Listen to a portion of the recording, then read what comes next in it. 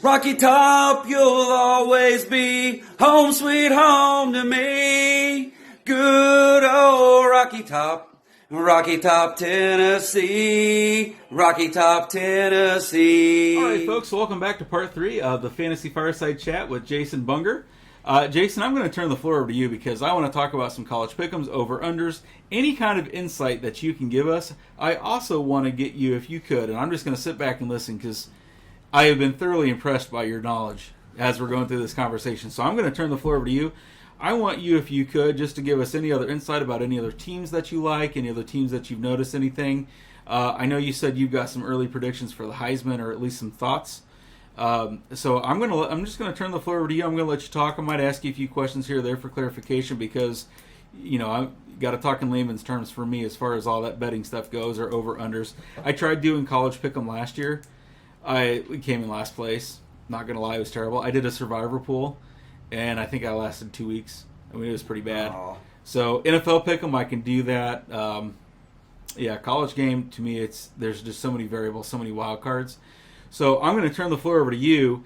But the one thing I do want to talk about at the end of this, because I do want to bring this back to fantasy football, is if you could, at the end of the conversation here, and this is folks where we're going to bring this back to the fantasy football talk, who do we need to be keeping our eyes on moving forward? So I'm in a Dynasty Keeper League, and the rookies always go early. So if you, in addition to your Heisman watch, if you want to start maybe planting some seeds of these guys that we as fantasy football players in the NFL need to know about, that'd be great. So the floor is yours, man. All right, I'll toss out a few things to start. To our wives, as we were talking last segment about the trips, mine have been just very gracious. So shout out for NASCAR races, college football games, Reds playoff series, which has been a long time, but just going and coming and my wife being like, just go do it and have a good time. You know, these are experiences. So quick shout out to the wives. Absolutely. Big disclaimer. I'm telling you what I think. I'm not a big gambling guru.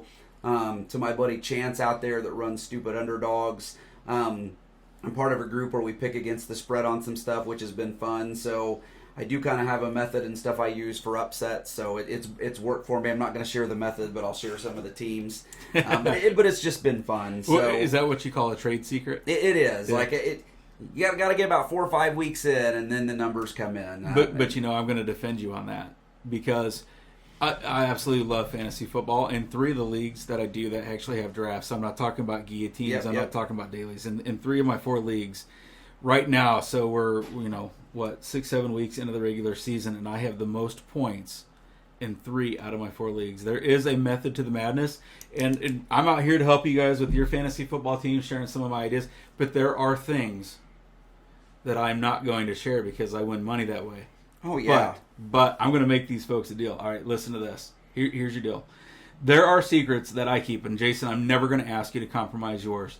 There are secrets that I keep, and I will share those with the audience only when we hit 1,000 subscribers. When we hit 1,000 subscribers, I'll release one secret. So we reached 10,000. I'm going to release another. I got 5 secrets that are the key to my success in fantasy football.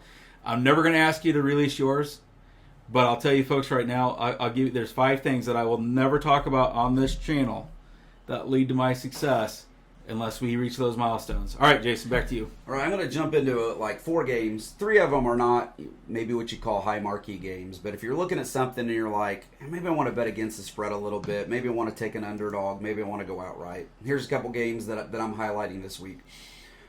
Kansas, after a great start to the season, didn't have a great week against Oklahoma, still played a phenomenal game. 9.5 point underdog to Baylor. Don't know why. Haven't figured this out. I mean, Baylor's not a bad team. I'm not seeing it. I like Kansas not only to cover that 9.5, but I like them to win outright. So that's one. If you're looking at it, it's just say, hey, take Kansas, and they're going to win that game. Another one I looked at this week that I couldn't quite figure out. Duke had just kind of a gut-wrenching loss. Had North Carolina. Should have won that game. They're a 9.5 point underdog to Miami. Miami really hasn't looked good at all this year. They've snuck a game early that they got some prop for, and then they promptly got blown out by Middle Tennessee State, who I don't think's won a game since. Right. They're another 9.5 point favorite with Duke. I kind of like Duke maybe to win this game. So that's one where just take Duke, take them outright. And then another weird one. So a little soft spot. Don't know if you're listening. I'll have to tag you. Brody Brum, kid from Winnemac, plays for the Liberty Flames. They are playing BYU this weekend, who has been a hot team. So, What does he play for, Liberty? he plays wide receiver. So Brody Brum, wide receiver, Liberty. Talking to you. So great story. Wanted to play some football. Went out there, walked on. Ended up getting a scholarship. You see him on TV quite a bit. He's there with Hugh Freeze a lot. So again, shout out to Brody Brum. But Liberty's a 6.5-point underdog. They've played some really good football. Their only loss this year was by 1 point to Wake Forest, a top 25 team. Wow. BYU is very, very streaky. I like Liberty to win the game outright. And then probably the one high game we'll point this week. So Oregon and UCLA, right around the top 10 matchup, depending on what rankings you're looking at. I do like Oregon to win, and I do like them to cover. It's 4 points, so that's one to look at. As I'm kind of scrolling down through some of the other games this Saturday, I just think there's some fun ones. Why Ohio State is only a 21-point favorite to Iowa's beyond me. That's a blowout. Take Ohio State, take the points. That's to me, that's a no-brainer. Yeah, that seems a bit odd that that's the line. Cincinnati's playing SMU, and I wanted to give a shout out early to Cincinnati. All Luke Fickell has done is just win there. So his first season was a little rough. Since then, he has gone 11-2 with a bowl win, 11-3 with a bowl win, 9-1 in the COVID shortened year, with that one loss being, I think, a 1 point loss to Georgia, 13-1 making the playoff last year with a loss to Alabama. They put 10 guys in the pros last year, and they lost early to a good Arkansas team, and they're sitting at 5-1. So let's give a little shout out to the Bearcats right now. But they're a 3-point favorite to SMU, and SMU's not a bad team. They score points, but I like Cincinnati, and I like the points there. Don't know that I want to give away too many more on here. I'm scrolling to see what else jumps out at me. You know, we hit a few of the games earlier, but those are some to maybe take away. Texas Tech at home, 4.5 points to West Virginia. Kind of like that. They've been up and down, although West Virginia's kind of turned things around a little bit. That might be one if you're looking at. That might be a good one to take. Let's see if any more jump out at me here. Nothing really. There were some weird spreads this week. Here's one I don't get.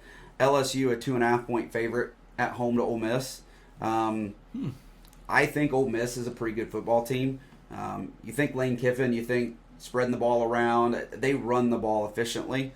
LSU, got to win Florida this weekend. But in the back of my mind, I still think 2 weeks ago to Tennessee blowing them out. And in that Lane Kiffin-esque style offense, I would take Ole Miss in that game. So there's just a few to think about, a few to put on if you want to kind of go that route next week. Want to talk a little bit about Heisman, unless you've got something to add there? Yeah, just real quick. You want to put any money on UT Martin this week? I don't even know if there was a spread posted for that yet. Probably not. No, I looked earlier just to kind of not. see if that would be like one of those 40 or 50 point spreads. But yeah, there's not a spread that I'm showing here on Vegas Insider. So I mean, they're 4-2. So I mean, they got a decent team, but Tennessee's going to roll. Yeah, I feel like Tennessee could come out a little sluggish. I want to see him be up by 40 at half. I really want to see Joe Milton and some of those guys get in. Kind of talking about Tennessee again. I think Hooker style of quarterback plays, he takes some hits. Yeah. So this is a game for me as a Tennessee fan. I want to see him out, and I want to see Joe Milton get in and throw the ball around, because I think before the season's over, Tennessee's going to end up having to call on a backup here and there. Right. You know what I want to see Tennessee do? Nothing but touchdowns and 2-point conversions. You know why? College kickers suck. Well, what are they going to kick to? The goalposts are floating down the Tennessee River. Comment, I'm jumping in on your role. If you were at Knoxville and you were floating down the river, we want to know about it. So share with someone if you know that they were. And don't forget, Tennessee's trying to raise funds for new goalposts. Yes, they got to GoFundMe. They don't have Big Ten money. They just have SEC money, and it's they expensive. need your help. Yeah, so we need your help. We need those new goalposts. Oh my God, I saw that and I literally cracked up laughing. I could not believe that. I've seen the funny videos of like a dude riding it like a horse as they carried it out of the stadium, and then a whole bunch of inebriated people hanging by it as it's floating down the river. Oh my gosh. Classic scene. Classic scene. Oh, let's hit on some fun stats since we're doing that real quick. Let's do it. I'm going to hog the Tennessee limelight. No, go for it. Do I it. have seen some Alabama fans who are a little bitter about it, kind of whining about, well, act like you've been there before. You know, beating us isn't that big of a deal. It's kind of contradictory. But I want to emphasize what this is for Tennessee fans. So everybody remembers the Peyton Manning era. You know, they won the national title a year later. But from 1995 to 2002, they spent 52 weeks ranked in the top 5. I think a lot of people forget there were 4 teams that won 100 games in the 90s, and Tennessee was one of them. Florida State, Florida, Nebraska were the other 3. Like, they were really one of the best teams of that decade. Those 52 weeks in the top 5 don't include about another 50 where they were ranked in the top 10. Since 2002, they, not counting this week, they have spent 2 weeks ranked in the top 5, and both of them were in 2005. So as a Tennessee fan, and I kidded about it earlier in the show, like, my senior year we won a national championship. Like, I went off to college and was like, there's more of these. It's going to happen. We're going to be there. And there were a couple times they were close. 2001, they were one game away from playing Miami, which wouldn't have ended well. That might be one of the best football teams I've ever seen play. But they had some good teams and just missed out, and then it went downhill. I'm not jumping and saying Tennessee's back, but man, it feels good to be ranked in the top 5. It feels good to be getting that attention and seeing the culture down there. So it's awesome. Tennessee is relevant again. They are. You know, and I don't think it's a fluke. Again, I don't know if they're going to make the playoffs. I don't know what it's going to look like, but they're definitely on the right track. In college football, to me, is better with a strong Tennessee team. Yeah, when Florida State's good, it's good. When Florida's good, when Miami's good, Nebraska, there's just certain teams. Yeah, and it makes it. And we all get tired of Alabama and Ohio State, let's be honest. But, very much so. But yeah, there's teams that just need to be at the top, and Tennessee's one of those. Right. So. All right, perfect. What else you got for us? So, talk a little bit of Heisman talk. I think right now, while there's a whole list, there's a couple guys that have separated themselves a little bit. C.J. Stroud has put up gaudy numbers. Schedule hasn't been real great. You know, they're in the low 80s in strength of schedule. But he's thrown for over 1,700 yards. You know, he's gotten to sit the bench some, you know, because they blow teams out. 24 touchdowns and 3 interceptions. He's got the number 1 QBR in college football. After this past weekend, I think Hendon Hooker now is there. He's in that group. Yep. He's thrown for over 1,800 yards in a lot of limited action. He's gotten to sit the bench in a few games. Only 15 touchdowns, but 1 interception. He's run for another 3. He's got the number 2 QBR. But my favorite stat about Hendon Hooker, he didn't start last year, but once he come in, he has 45 touchdowns to 2 interceptions in that time frame. What a ratio. And this they sling the ball around. The guy protects football, does really well with that. Bryce Young is clearly still there. I don't think the loss to Florida has hurt him any. He won it last year. He's right there. So he's what I'd call in that group right on the heels. Caleb Williams is another guy. USC has looked great. That transition with Lincoln Riley has been there. Dorian Thompson-Robinson, quarterback at UCLA. If they keep winning, he stays. I do think for them, they drop a couple games, he's out of that picture. Another one in that group that's not a quarterback, I think Blake Corum at Michigan, their style of offense. I don't know how easy it is for running back to win anymore. It's kind of become a quarterback award. You know, right. Alabama had a few there, but he's there. Long shots I would have. I think some things really have to go their way. Nice turnaround story for Bo Nix. If Oregon keeps winning and maybe they redeem themselves later in the year, he can get his name up there. I think some bad things need to happen to a lot of the guys in front of him, some losses, injuries, things like that. Again, he's not flashy, but Stetson Bennett, his name's going to at least be there. Georgia keeps winning. He keeps doing his thing. Again, my favorite turnaround story is Adrian Martinez. I think that's a real long shot, but if Kansas State goes 11-1 and wins the Big 12, I mean, he's going to get an invite if he keeps playing the way he's playing. And then the only guy I don't have on the list that's offensive, it's going to take a bigger second half of the season because teams have just put him in a box. But it's Will Anderson. He's the best defensive player in the country. But teams have kind of figured him out. So he's at mine. But again, I think right now it's C.J. Stroud and Hooker. Bryce Young's right there behind him. And then there's kind of a gap of guys that I think could work their way in and out on the Heisman race. Yeah, and I really think the loss this week just absolutely hurt Young. I mean, no offense, but that Heisman, it's not just about stats. I mean, those things are going to matter. So, Can I give the top 5? Yes. Current odds. okay, top 5 Top current 5 odds. current odds. Top 5 current odds. C.J. Stroud. Okay. Negative or minus 110. Yep. Hendon Hooker plus 600. Okay. So There's a big gap there. Big but swing. that's closing. Caleb Williams. Okay. USC plus 700. Blake Corum. The running back. So yeah, Yep. the running back, Michigan. Plus 1,200. And then Bryce Young plus 1,800. Yeah, so that game really did hurt him because his odds were not that bad last week. You know, I think now with the way the conference championship game works, there are a lot of sports writers and former winners, mostly Big Ten. I'm taking a pot shot at you here. They send their stuff in early, Yeah. but unless they get upset by Ole Miss, they're playing Georgia. And Bryce Young, if he goes out there and he lights up Georgia and they win that game, Bryce Young will play his way back in. Oh, of course, yeah. Yeah. And you know, it seems like every year, I'm going to sound like a broken record because I talk about this. It's what have you done for me lately? I feel like a lot of these voters, they tend to look only at the conference championships. They only look at the national championship. And all that other stuff from before is great up until it doesn't matter. Yeah. Right? Because they have short attention span theater is what we call it. And So- again, it's early enough in the season. The Alabama losing to Tennessee, that's not going to be a thought. And if they do think about it, and I don't want to give Alabama props, but he threw for like 450 yards and 2 touchdowns. Yeah, his stat line wasn't so, bad. Yeah. I mean, his stat line was just as good as Hooker's. He just didn't have the interceptions, but he was there. But I think your list, those guys are going to come from the list, from the odds we got from behind the scenes there. That's where it's going to come from, I think. Right. Okay, so I got a question for you. Okay. So I play in a hybrid dynasty keeper league. Okay. So a lot of our roster from the year before rolls over. So every year at the draft, you look at the last few years, rookies have been taken very early. Guys like Clyde Edwards-Helaire a couple years ago, Najee Harris, Jamar Chase, CeeDee Lamb. So this is one of those leagues where Kyle Pitts was another one. You know, he was taken early.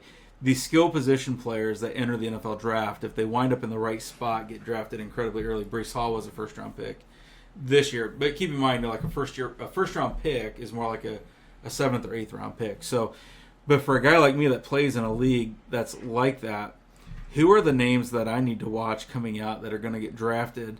And obviously, it's too soon to know what the draft order is going to be, and where they land matters, right? Yep. But who are the guys that a guy like me, a fantasy football player for the NFL, who are the guys that I need to start keeping my eyes on? Well, we'll start with the easy one and move off because it's defensive related. If you're playing any kind of fantasy football where you've got defense involved and you're picking a guy, you grab Will Anderson. Right. So for in one of those IDP leagues, yeah, that's who we'll you're make that targeting. quick because we're not going to highlight much of that. But I mean, to me, he's probably the best player coming out, and probably would have been last year. So. The hard thing right now, though, is there's a large group of guys that are juniors, and you assume most of them are going to come out. If C.J. Stroud comes, you know, I think he might be a guy you grab early. I don't think he's going to be a guy that jumps right in, but I think there's some potential there. I don't pay a whole lot of attention to the guy with the real fancy, nice hair on ESPN, Mel Kiper. That's what I'm thinking of. Sorry, Mel. Don't hang on. Mel Kiper, I'm not sorry because I don't pay attention to Mel Kiper. Mel Kiper is.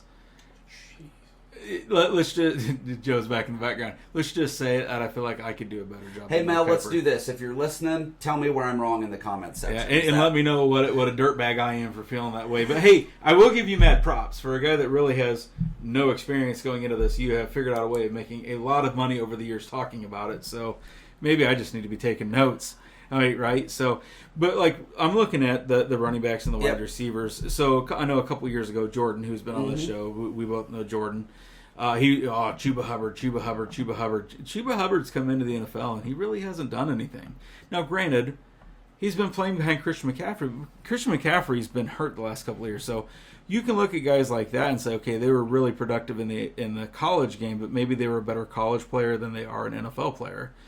On the flip side, you have a guy like Jamar Chase, who takes a year. Did he take a full year off due to COVID? Yeah, he did. He didn't play. Mm-hmm. You got guys like Jamar Chase that are come out lighting the world on fire. Justin Jefferson coming out lighting the world on fire. Like you have these guys. CeeDee Lamb, you can make an argument. Now he's having a down year this year, but that's because Dak Prescott's hurt. there are these players that are coming out of the college game as rookies and making an instant impact. We never used to see that.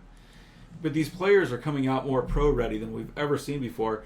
Are there any big names we need to watch, or is it still too early to tell? So, like, if I'm looking and I'm pulling a few things up here, there's a whole list of juniors on the running back side that, I don't know if they're going to be guys that come. I don't know quite what that looks like. And I apologize. It's popped up off my screen. But that's okay. I mean, it's pretty early in the year to even be making this list, but it's in the back of my mind. Like I said, I love football. I don't care what level of football it is.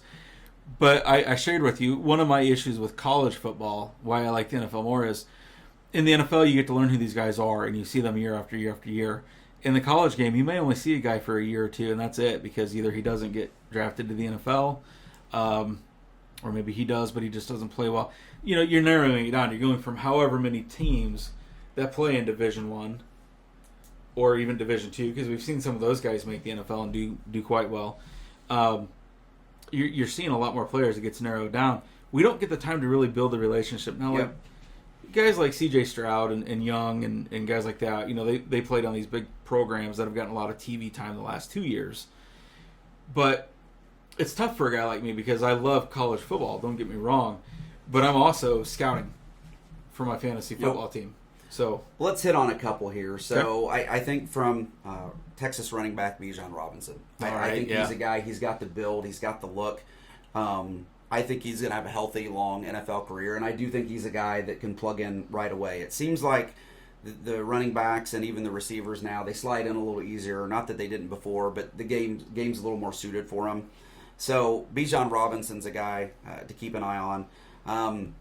From the wide receiver standpoint, Jordan Addison. So, I mean, he won the best wide receiver award last year and then conveniently left Pitt to go play at USC. Mm-hmm. Him and Caleb Williams are having a blast. He's another guy I look at and think very, very much, I don't know if he's got quite the strength and athletic ability that Jamar Chase does, but he's a guy that can get plugged in right away and have a big rookie season. Jackson Smith-Jigba at Ohio State.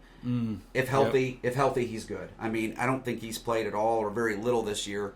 I believe battling some injuries, but and wasn't he considered the best wide receiver going into the college year this year? But just hasn't been able to stay on the field. So the guy is just immensely talented.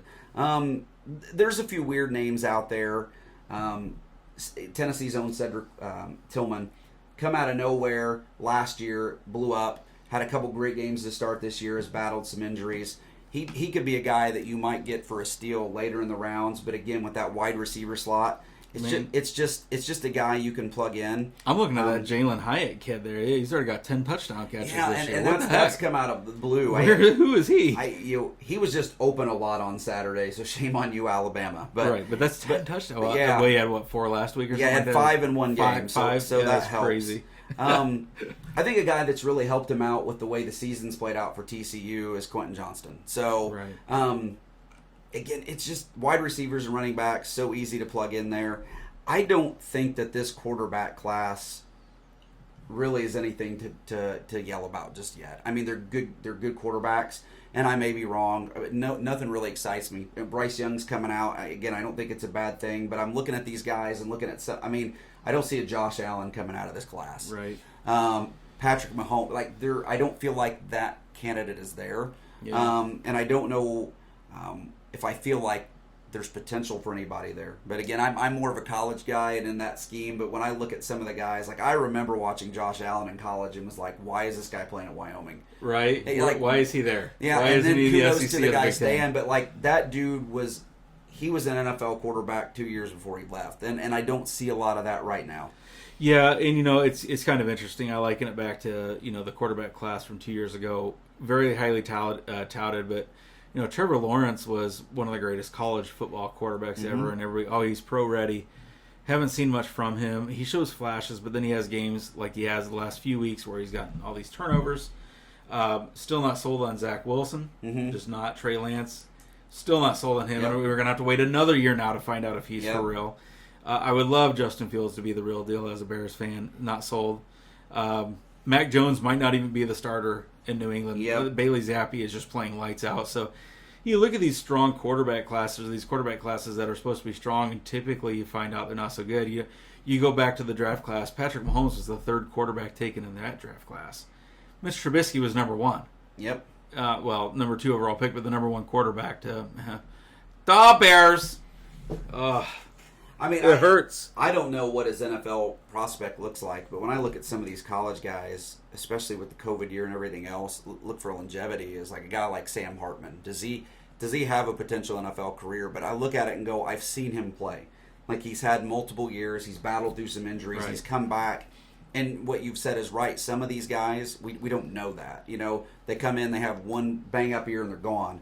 And again, no disrespect, because I would love to be on a team that was surrounded by talent. But, I mean, Bryce Young walked into the best situation you could ever have. Oh, absolutely. He's obviously a very immensely talented quarterback, but how good is he? I mean, we don't know. I mean, he's good, but he's never been short of talent around him. Same with C.J. Stroud. I mean, I think they're good quarterbacks, but I don't know how I feel about him yet. And we know how Ohio State tends to do with quarterbacks going to the NFL. Yep, that's not ended well, unless you're Kirk Herbstreit and you can land a great TV deal. Right. So I've got a challenge for you. Okay. All right. So, folks, I need you down in the comment section backing me up on this, and I would like to see our subscribers double after this episode.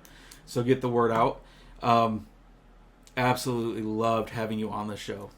Thank you. Clearly know what you're talking about. Very articulate. Loved having you on here. So here's my challenge. I want to get you on here way more often than what we've had. I mean, this is your first time on here. What's really interesting is I had posted clear back on September 17th, so I looked it up. Yeah. I looked it up. I posted one of the Fireside Chats, and you had commented, Yep. hey, I wouldn't mind talking some football. And I said, okay, let's do this. And I meant it, and I loved having you on here. What I would like to do is get you on here way more often. You're the kind of guest I love having. Very articulate. Appreciate you know your it. stuff. I want to get you on here with Dave Leeper. I think the three of us could have a just hilariously fun time. Be prepared for a late night, even later than it is tonight. Oh, man. So make sure you have your caffeine. You're ready to go. We might have to do that one on a weekend or something, Yeah. But the other thing I want to challenge you is I want to get you back on this show. So this show is a fantasy football show.